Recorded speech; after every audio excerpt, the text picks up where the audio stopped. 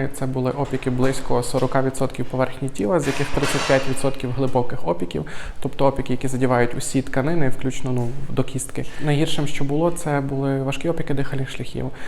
Комбінована травма опікова і інгаляційна – це погіршує ситуацію в рази. Коли відбувся вибух, ми так розуміємо, його відкинув просто, і це його спасло. І його зразу підібрали, там були люди, які зразу його підібрали, в швидку привезли. Він ще був при тямі, сказав, як його звати, сказав, хто він такий. Сказав, що був з мамою, бачив, як маму присипало, і дуже просив пити.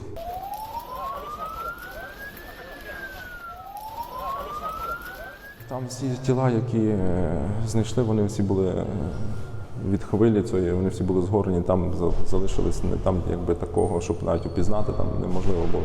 Звичайно, що там багатьох повідривали і кінцівки і все решта, тобто там таких тіл, щоб повністю якісь були, таких немає. У лікаря були записані, що там він знайшов якусь тканину, частину, де були там певні букви записані. Ми подивилися, що це в неї така футболка була, тобто частину такої рожевої тканини, вона була в такій курточці рожевій. Так само мала брекети, по брекетам так само можна було оприділитися. Тобто якісь такі моменти все ж таки приділили, що це вона. Ну і плюс ДНК.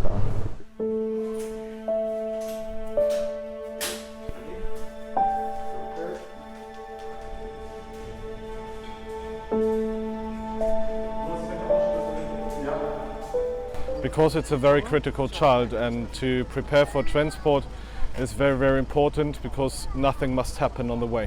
This is very important.